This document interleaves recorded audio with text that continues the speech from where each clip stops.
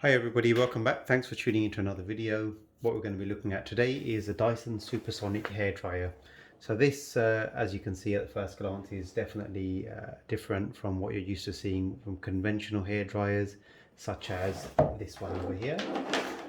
This is our old hair dryer. It's about 10 years old. I think it's had a good run.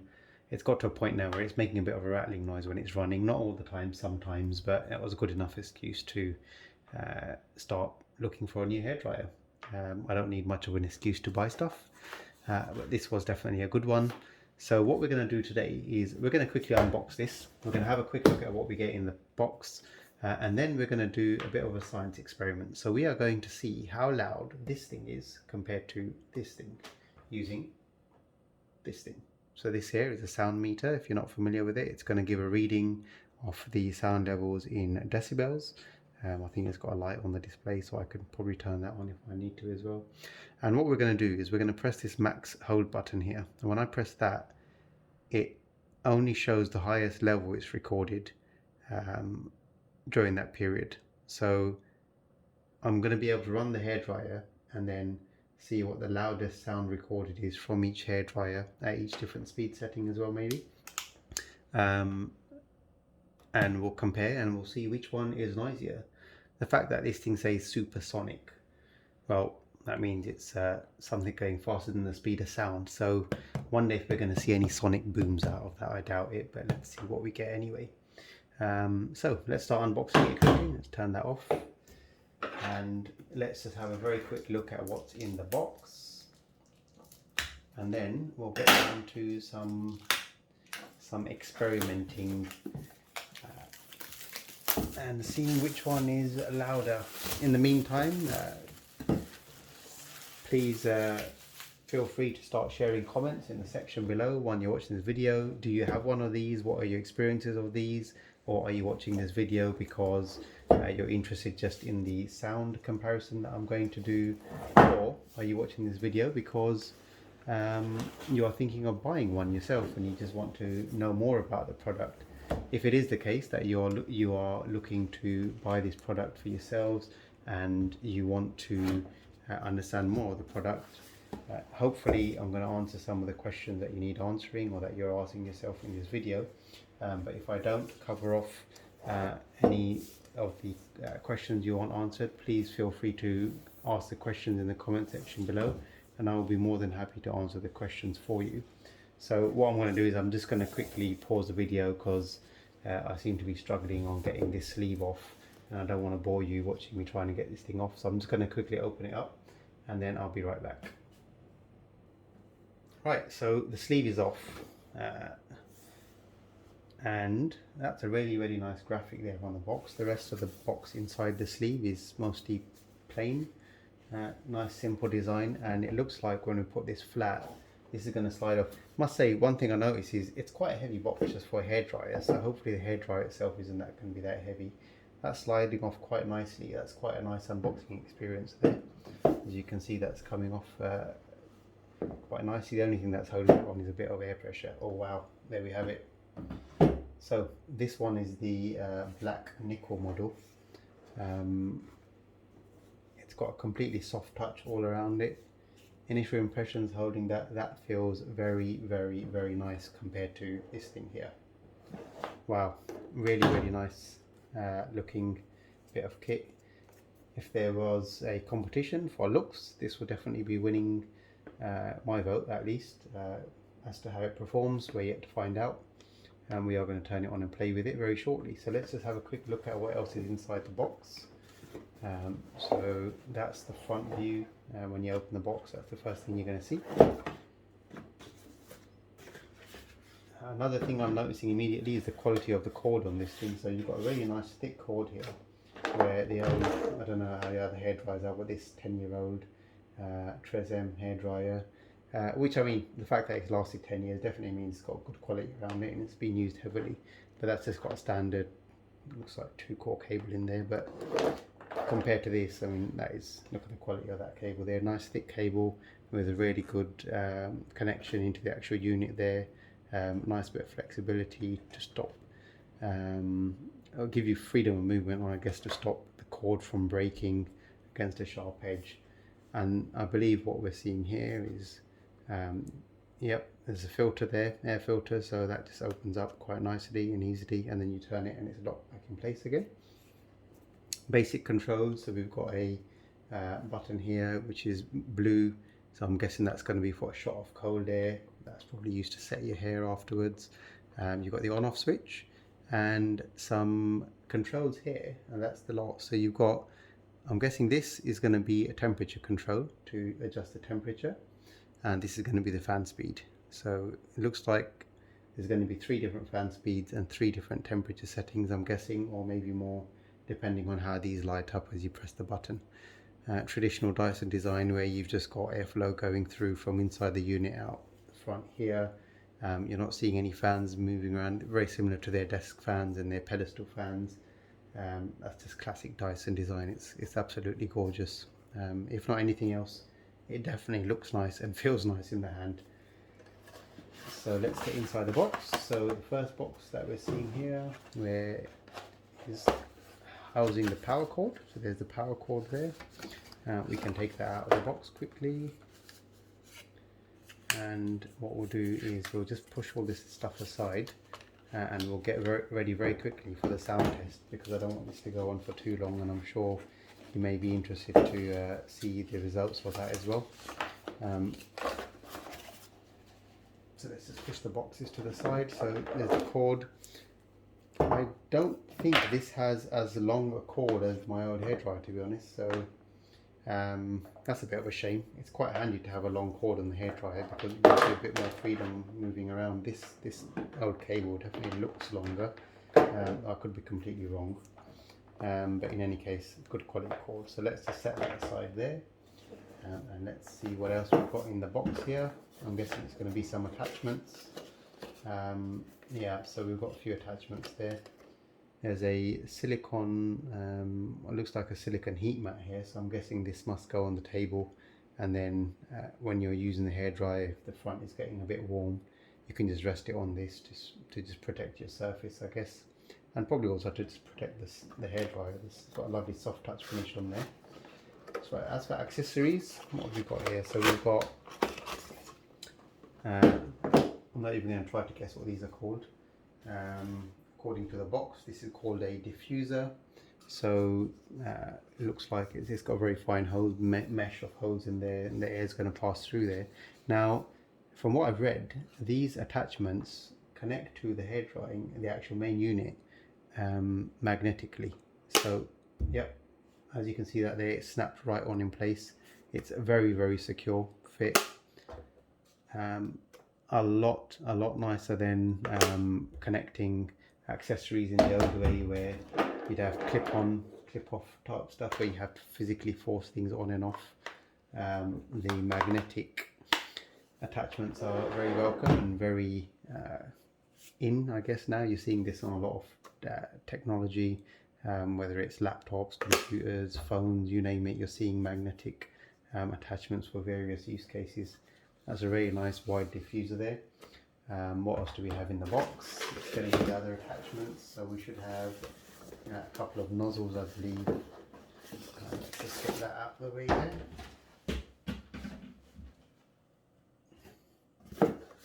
The last thing in the box here, now the box is empty now, so that's the whole box done.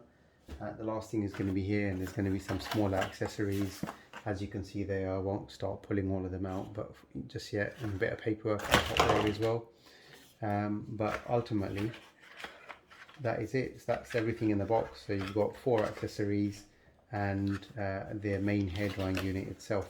So let's push these aside for now, and let's go back to the hair dryer. So size comparison, I guess height wise they're roughly the same. As you can see there, there's not much in it in terms of height. Definitely a smaller unit overall, even though, mind you, even if I take this accessory off, it's smaller. It's going to be easier to put away in a drawer. It's not going to use as much space without the accessories, because it's very, very compact. And there from the back, I guess what you're seeing is roughly the same sort of size. Dyson seems to be a little bit smaller overall in diameter.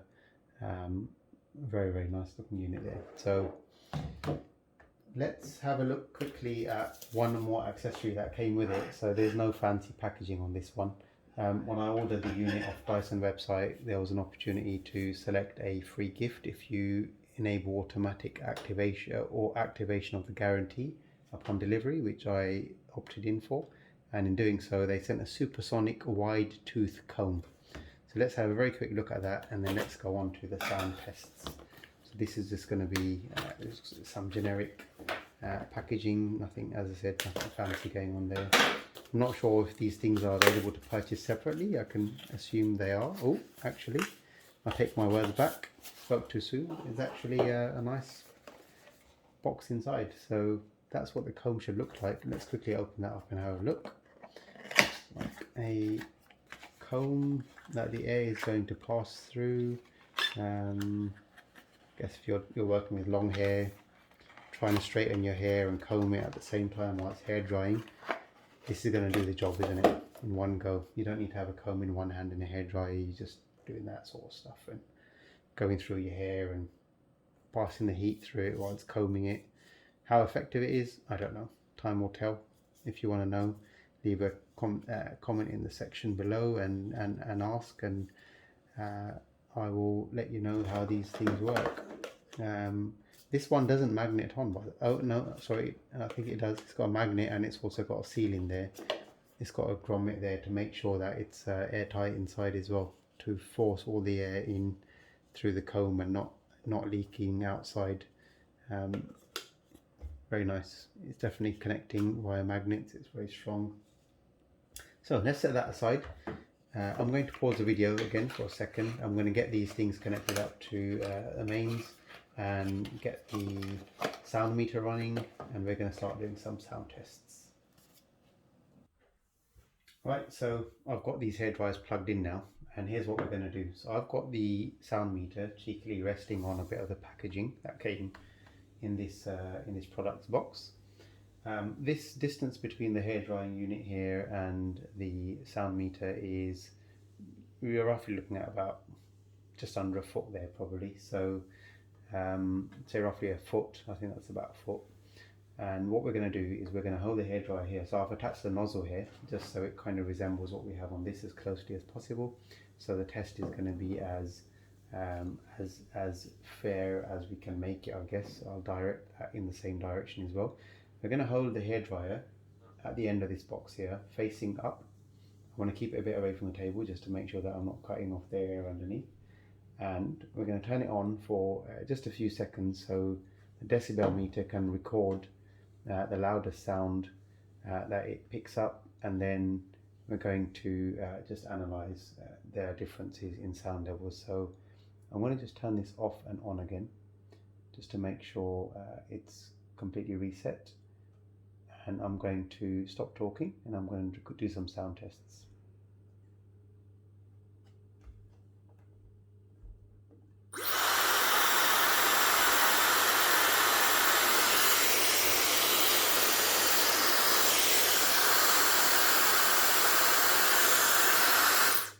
So there you can see at the fastest speed that was on, that's recording 76.4 decibels.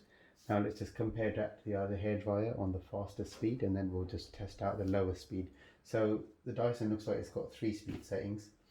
This one only has 2. So what we'll do is, that was running maximum heat, maximum speed for a few seconds. We'll run this one maximum speed, maximum heat, and let's see how that compares. So I'm just going to turn this off and on again, just so that we're getting completely fresh reading.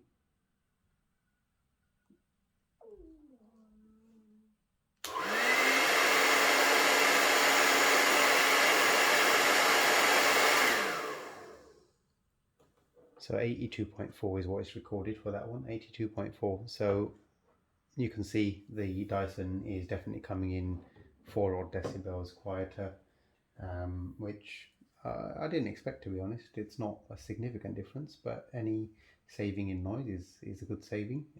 Let's now test these on the slower speeds. So I'm going to hold this facing down towards the table because I can control the speed easier that way. And I'm going to just reset this meter here, and then we're going to do the test on the slower speed, and let's see how that goes. So I think what I might have to do first is,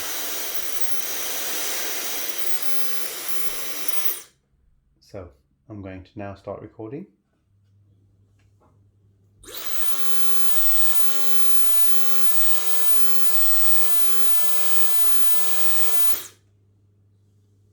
So 70 decibels, 70.6 we're getting. It's facing down and that was running on the lower speed with maximum heat setting. Now let's do the same test with the old hairdryer. Just turn that off and bring the old one into place. So what I'm going to do with this one is I'm just going to switch it to the first position, which is there, and we're just going to hold it here so it's roughly in the same place the other one was, and we're just going to do a test again.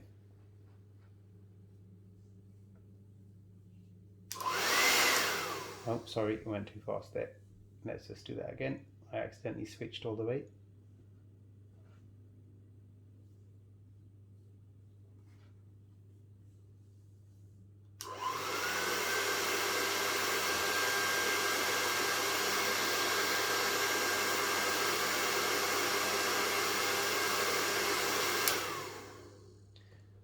.3, so 74.3 that was before I made a loud noise.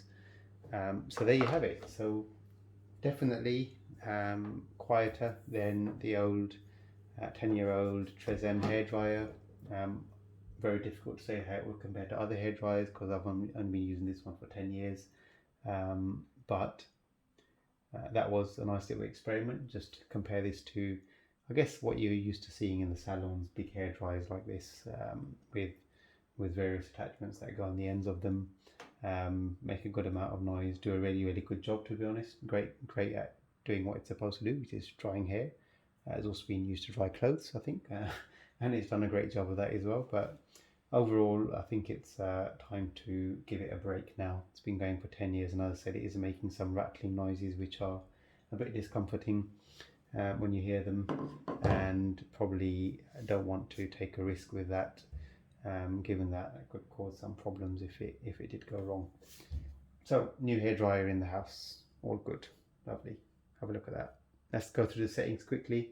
When it's turned on, you're pressing this button here and the speed is going up, and it actually cycles down. So that's quite nice. It's not going in a loop, it's speeding up and then it's coming down in stages as well. So you're going all the way up and then slowly down again.